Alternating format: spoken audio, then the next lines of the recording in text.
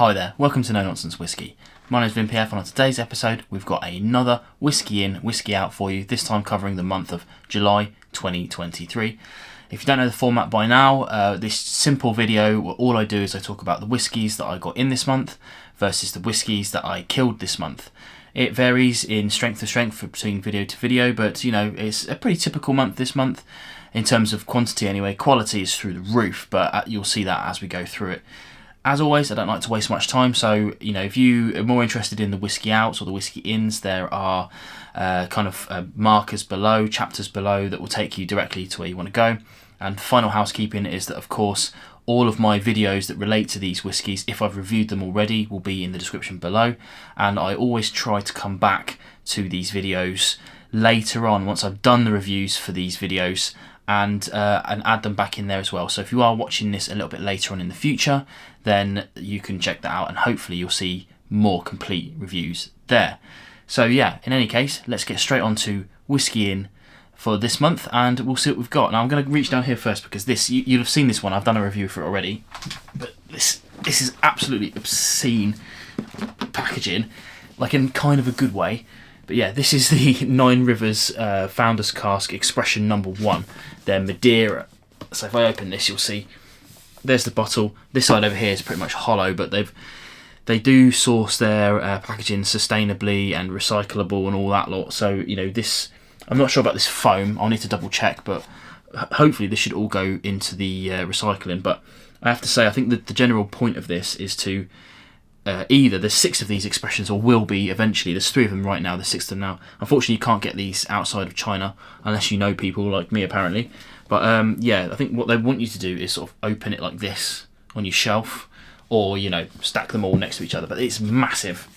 But yeah, go and check out my review of that because Nine Rivers are a distillery that's being kind of built right now.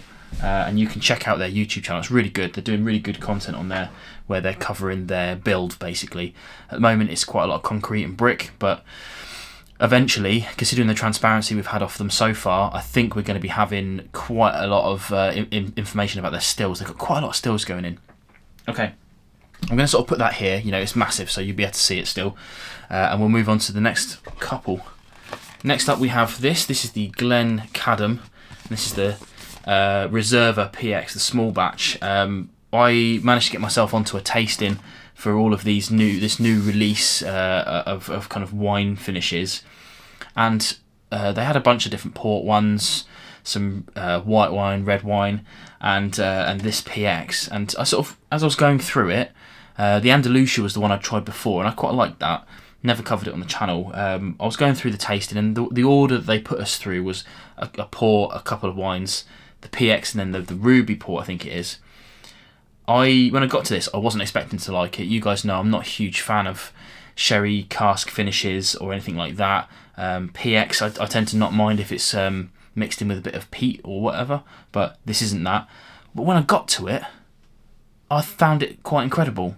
So yeah, thankfully after that they got in touch and said, do I want a bottle of it? I said, of course I do. So yeah, they sent me a bottle of that, which is lovely. Yeah, I'm not sure what order to do these in. Let's go for this one next. Okay, now we've got the Tomatin 12, which is cool. I recently did a live stream with Tomatin, and that was epic. I really enjoyed that. I've tasted this on screen. I haven't done my review of it yet, but this is going to be coming up this week, I think. But yeah, classic guard whiskey, if ever there was one, which is a good thing, you know, a good thing. Moving on then. This one is kind of hindered by the packaging, to be honest, a little bit. But this, in fact, I'm going to take it out so you can see, because the box really makes no difference whatsoever. And it's one of those Krypton Factor boxes,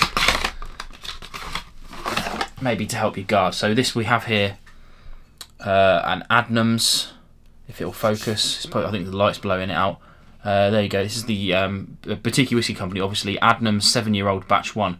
Now they were kind enough to send this across to me because a couple of weeks' time I'm going to be doing the V Pub, covering the V Pub, but it's also the 7th birthday of No Nonsense Whiskey. So I've been scrabbing around for samples and bottles to sort of celebrate 7 years almost. We've got a bunch of 7-year-old whiskey with a few people from my Discord community sent over some drams as well. So yeah, again, as always, links in the description below.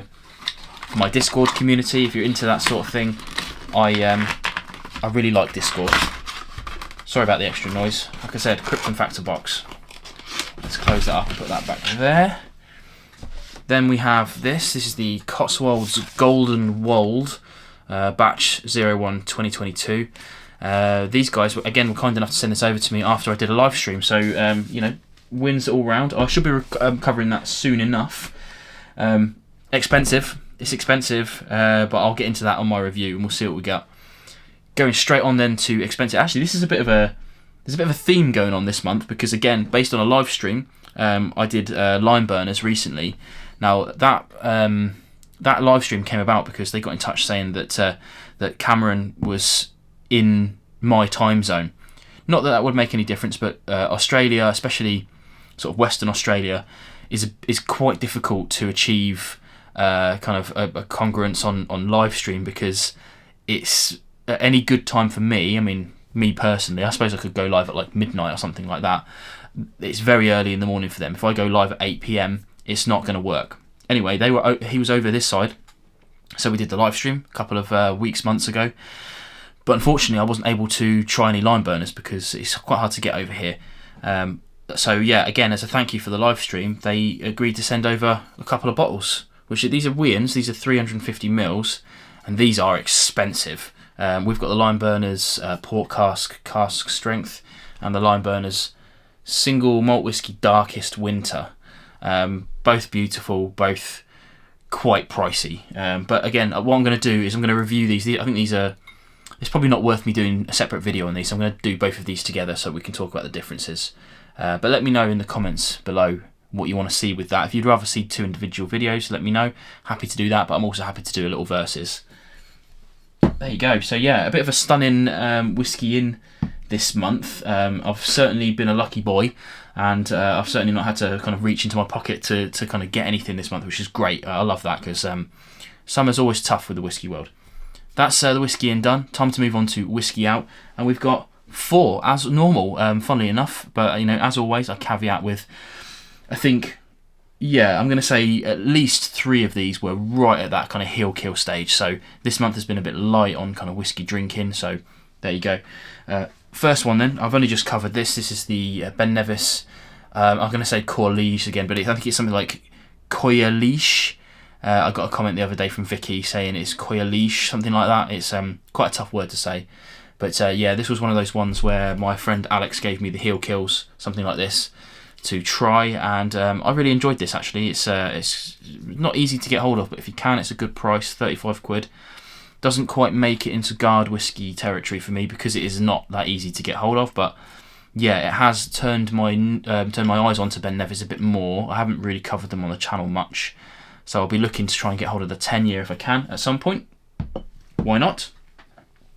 Then we've got the Kingsbarns Dream to Dram. Now, I've been sitting on this bottle for a while.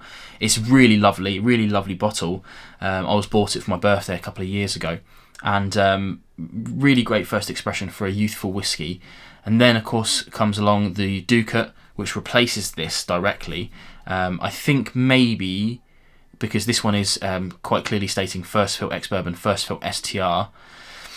I think maybe they wanted to take themselves away from that kind of first fill vibes. I think the Ducat's got quite a large proportion of first fill, but if they don't have it on the label, they don't have to sort of quite keep to that. However, because this was so lovely and I kind of kept it around, I thought the Ducat was better than this. I know that's not the opinion that everyone shares, but I thought the Ducat was better, well made, much better balanced, and an all-round better dram. Again, my opinion. So once I got that bottle through, and that's now sitting on the shelf in the same position this became free to kill. So I spent the next month or so trying to kill it, and there you go, it's dead. So yeah, a top dram, probably worth a bit of money now, I imagine, if anyone managed to keep a bottle, because this would have been prime guard whiskey territory. But now obviously they're not making this anymore, so any bottles that are still sealed will start going up in price, I imagine. But there's quite a lot of this around, so please, I implore you, drink your whiskey, as I always say. A couple more then. So this one here, this is a really special whiskey, the Bimber Peated Cask Release number 1, batch number 1. I've had this for years, absolutely years. But as always, I review my whiskies, I pop the corks on probably 95% of my bottles. I've got a couple that I'm probably not going to open, But yeah, I popped this one nice and early. Probably could have made an absolute fortune off of this if I'd have kept it, but that's not me. But if truth be told, I got to a point now when I put these new shelves in, this will be a bugbear for a lot of you guys, because I know the Kallax is quite popular with us whisky folk, especially the guys who are on camera. But bottles like this, Bimber, don't fit on them.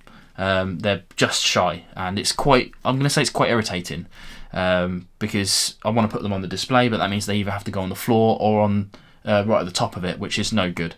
But they've been sat up there since I changed this set, and I just thought I'm going to kill it because it's not on view anyway. You know, it's hidden right up the top, so even when people come around to have a look at my whiskies, they very often don't see it.